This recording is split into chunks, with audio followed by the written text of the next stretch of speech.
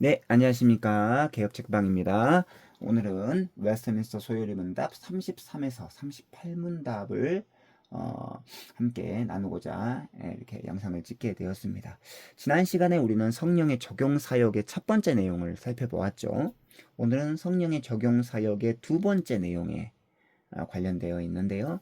자, 33문답부터 38문답은 성령의 적용 사역 중에서 의롭게 됨, 양자됨, 거룩하게 됨에 대한 내용과 또 그것들에서 나오는 이생에서의 유익, 그리고 죽을 때와 부활할 때에 우리가 받게 되는 유익에 대해서 알려주고 있습니다.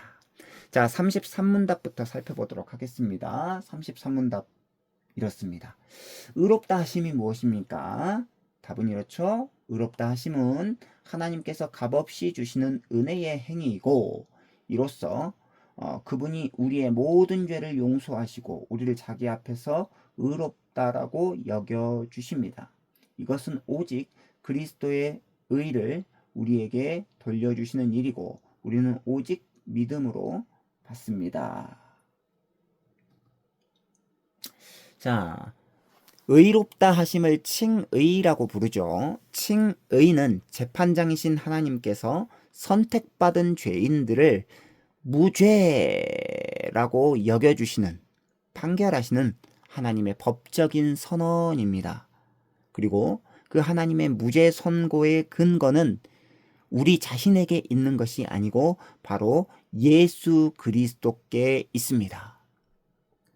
자, 하나님께서는 우리의 죄를 무죄하신 예수 그리스도께로 전가시키셨고, 반대로 예수 그리스도의 의로움을 우리에게로 전가시키셨습니다. 이것을 이중전가라고 부르는데요. 자, 이중전가의 내용은 다음과 같습니다. 우리의 죄가 예수 그리스도께로 전가되고 예수 그리스도의 의가 우리에게로 전가됩니다. 이게 바로 예수 그리스도를 믿을 때 일어나게 되는 이중전가의 내용인데요. 예수 그리스도의 그 의로움이 우리에게로 전가되고 우리의 죄가 예수 그리스도께로 전가되는 이 이중전가를 통하여서 우리는 심판을 면하게 되고 또 천국 백성의 자격을 얻게 됩니다. 그래서 고린도 후서 5장 21절의 말씀은 이렇습니다. 하나님이 죄를 알지도 못하신 이를 우리를 대신하여 죄로 삼으신 것은 우리로 하여금 그 안에서 하나님의 의가 되게 하려 하심이라. 고린도 후서 5장 21절의 말씀이죠. 자, 34문답입니다. 양자로 삼으심이 무엇입니까? 답은 이렇죠. 양자로 삼으심은 하나님께서 값없이 주시는 은혜의 행위이고, 이로써 우리가 하나님의 자녀의 수에 들게 되고 자녀의 모든 특권을 누릴 수 있게 됩니다. 자, 양자됨이란 신분의 변화를 의미하죠. 즉, 우리는 허물과 죄로 죽었던 자로 하나님께 철저하게 반응하지 못하고 육체의 욕심을 따라 지냈던 진노의 자녀였습니다. 하지만 하나님께서 값없이 주시는 은혜로 말미암아 우리를 양자 삼아 주셨습니다.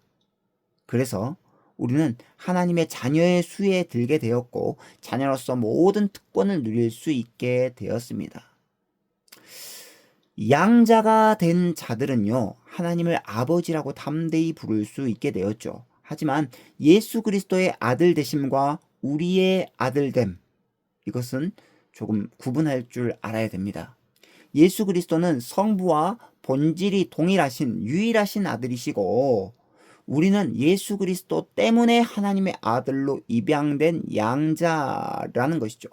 성령께서 바로 예수 그리스도를 믿을 때 우리가 하나님의 양자가 되는 은혜를 받게 됩니다. 그래서 이 성령을 가리켜서 양자의 영이다 라고 로마서 8장은 말씀하고 있죠. 자, 35문답입니다. 거룩하게 하심이 무엇입니까? 답은 이렇습니다. 거룩하게 하심은 하나님께서 값없이 주시는 은혜의 행위이고, 이로써 우리가 하나님의 형상을 쫓아 온전히 새 사람이 되고 점점 더 죄에 대하여 죽고 의에 대하여 살게 됩니다. 거룩하게 하심을 가리켜서 성화라고 하지요. 그리고 이것은 앞에 두 가지 칭의와 양자됨과는 조금 차이가 있습니다. 자, 칭의와 양자됨은 예수 그리스도를 믿는 즉시 단번에 일어나고 처음부터 완전한 것이지만은 성화는요, 평생에 걸쳐서 점진적으로 진행되어 가다가 우리가 이제 죽을 때 완전하게 된다라는 것을 기억할 필요가 있습니다. 다시 말해서 성화의 은혜를 받으면 두 가지 변화가 일어나는데, 첫 번째는 죄를 점점 미워하게 되다가 두 번째는 하나님을 점점 더 사랑하게 되는 것입니다. 그리고 죄를 점점 미워하게 되고 하나님을 점점 더 사랑하게 되는 것은 이 땅에 있을 때 완전을 이룰 수 없어요. 죽을 때 완전히 된다는 것입니다. 죄를 점점 미워하는 것, 하나님을 점점 사랑하는 것은 이 땅에서 완성될 수 없다라는 것을 기억할 필요가 있습니다. 죽을 때 우리가 영화로운 몸을 입고 완전해지는 것이죠. 그래서 우리가 기억해야 될 필요는 뭐가 있습니까? 칭의, 양자됨, 성화, 이것들은요 우리가 조금 구분할 필요가 있습니다. 칭의와 양자됨은 처음부터 완전한 것입니다.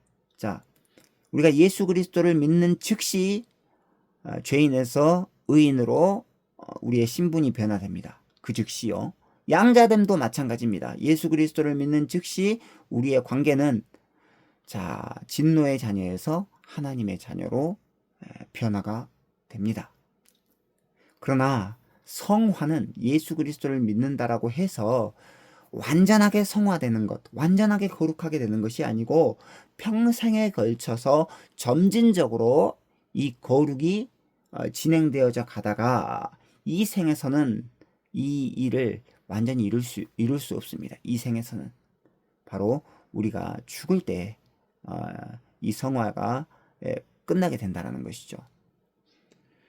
그리고 이 칭의와 양자됨은요 하나님의 일방적인 사역이지만 이 성화, 거룩하게 되는 것은요 하나님께서 우리의 의지를 사용하셔서 이 땅에서 점진적으로 이루어 나간다라는 것이죠. 자, 그래서 하나님과 우리의 협동 사역입니다. 그러니까 오해하면 안 됩니다. 이 성화가 뭐 하나님 50%, 우리 50% 해가지고 이 성화의 사역을 이루어 나간다라는 뜻이 아니라 하나님께서 우리의 의지, 인간의 의지를 사용하신다라고 하는 의미에서 바로 하나님과 우리의 협동 사역이다라고 이야기를 하고 있는 것입니다. 자, 이어지는 36문답입니다.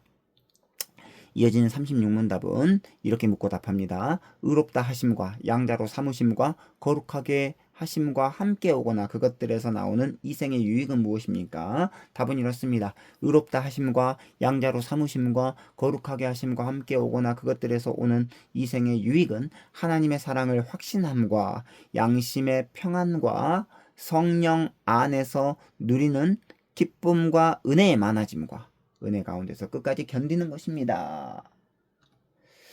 자, 성령 하나님께서 우리에게 구원을 적용하실 때 칭의와 양자됨과 성화의 은혜를 베풀어 주셨습니다. 이러한 은혜를 받은 성도들이 이 세상에서 누리는 은혜들은 다음과 같죠. 두 가지인데 첫 번째 하나님의 사랑, 즉 구원을 확신하게 됩니다. 두 번째는 성도의 견인입니다. 이 견인이란 뭐냐? 바로 하나님께서 구원을 시작하시고 끝까지 우리의 구원을 완성하실 때에 우리가 이 생에서 견디고 인내하는 것을 말하는 것이죠. 이게 바로 성도의 견인입니다. 그래서 우리가 살아있으면서 이 생에 누리게 되는 은혜들이 두 가지인데 구원을 확신하고 바로 이 생에서 견디고 인내하는 그런 은혜들을 받게 된다라는 것이죠. 37문답은 다음과 같습니다. 신자가 그러면 이 생에서뿐만 아니라 죽을 때에 그리스도에게서 어떤 유익을 받게 됩니까? 답은 이렇습니다. 신자가 죽을 때에 그의 영혼이 완전히 거룩하게 되어 즉시 영광에 들어가고 그의 몸은 여전히 그리스도에게 연합되어 부활할 때까지 무덤에서 쉽니다. 예수 그리스도께서 십자가에 달리셨을 때 한편에 있는 강도에게 말씀하셨죠. 오늘 네가 나와 함께 낙원에 있으리라. 자, 우리가 물론 이제 죽으면 우리의 몸이 땅에 묻혀 있을지라도 우리의 영혼은 즉시 그리스도에게로 연합됩니다.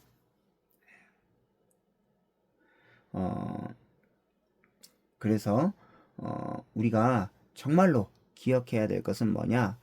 죽은 즉시에 우리의 영혼이 그리스도에게로 연합된다라는 것을 기억하고, 그리고 바로 예수 그리스도가 재림하실 때 그 죽었던 몸도 일으킴을 받아서 영혼과 결합되어서 완전한 영화로운 몸으로 우리가 부활하게 될 것을 기억할 필요가 있다라는 것이죠. 그래서 데살로니가전서 4장 14절 하반절에는 이렇게 말씀합니다. 이와 같이 예수 안에서 자는 자들도 하나님이 그와 함께 데리고 오시리라. 38문답 이어서 이렇게 말씀하고 있습니다. 신자가 부활할 때 그리스도에게서 무슨 유익을 얻습니까? 신자는 부활할 때에 영광 중에 일으킴을 받고 심판날에 공적으로 인정되고 죄 없다함을 얻으며 영원토록 하나님을 충만하게 즐거워하면서 완전한 복을 누릴 것입니다. 자, 무덤에서 쉬고 있던 성도의 몸은 예수님의 재림 때 다시 영혼과 연합하게 됩니다. 그래서 죽지 않을 몸으로 부활하여서 새하늘과 새 땅에서 삼위일체 하나님과 영원한 기쁨을 누리며 영원토록 살게 될 것입니다. 이게 바로 요한계시록 21장 1절로 4절의 내용인데요.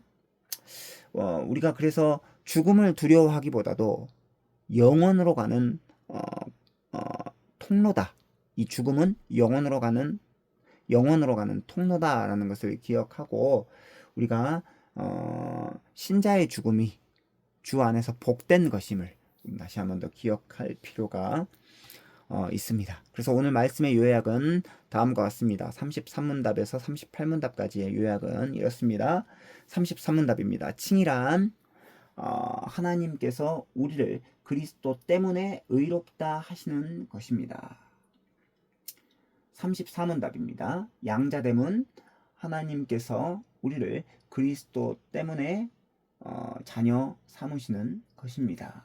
35문답입니다. 성화란 하나님께서 우리를 실제 거룩한 사람으로 변화시키는 것입니다. 그리고 이 칭의와 양자는 단회적인 사건으로 처음부터 완전한 것이지만 성화는 점진적으로 이 땅에서 점진적으로 이루어지다가 이렇게 죽을 때 완성된다라는 것을 기억할 필요가 있습니다. 36문답은 이렇습니다. 구원받은 성도는 이 세상에서 두 가지 복을 누리게 되는데 첫 번째 구원의 확신, 두 번째 성도의 견인이죠. 37문답 구원받은 성도가 죽을 때 영혼은 그리스도 곁으로 가고 몸은 무덤에서 쉬게 된다 라는 것이죠. 38문답 구원받은 성도는 부활할 때 죽을 때뿐만 아니라 부활할 때도 유익을 얻게 되는데 어떤 유익을 얻게 되느냐? 바로 영광스러운 몸으로 되살아나서 하나님과 영원히 거하게 됩니다.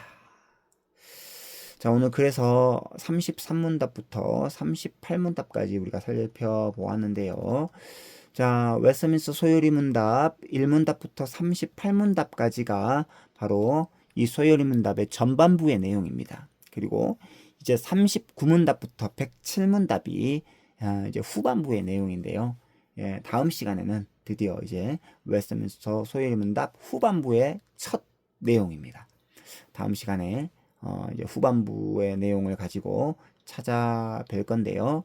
웨스트민스터 소요리 문답 우리가 장로교회 표준 문서로서 장로교회 성도들에게 굉장히 중요한 우리의 신앙의 근간을 이루는 신앙의 내용입니다. 꼭 잘 숙지하시고 공부하셔서 장로교회 성도로서 그리고 보편교회의 기독교인으로서의 이렇게 신앙의 유익을 누릴 수 있게 되기를 간절히 소망합니다. 오늘 영상은 여기까지고요. 다음 시간에 찾아뵙도록 하겠습니다. 안녕히 계십시오.